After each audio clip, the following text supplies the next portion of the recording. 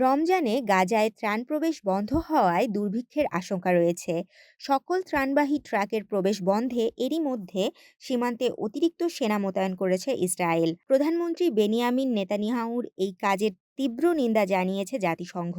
একই সাথে ইসরায়েলের বিরুদ্ধে যুদ্ধবিরতির চুক্তি লঙ্ঘন ও মানবতাবিরোধী অপরাধের অভিযোগ এনেছে মিশর, কাতার সহ অন্য মুসলিম দেশগুলো। ত্রাণ প্রবেশ বন্ধ হওয়ার খবরে আতঙ্কিত হয়ে পড়েছেন গাজাবাসীরা।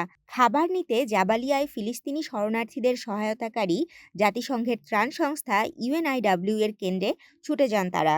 পবিত্র রমজান মাস এবং ইহুদিদের বসন্তকালীন উৎসব পাস ওভার চলাকালে গাজায় সামরিক যুদ্ধবিরতি কার্যকর করে যুক্তরাষ্ট্রের প্রস্তাবে ইসরায়েল সম্মত হলেও এতে রাজি হননি হামাস। আর এতেই চটে গিয়ে আবারও গাজায় ত্রাণ প্রবেশ বন্ধ করে দিয়েছে নেতানিয়াহু সরকার।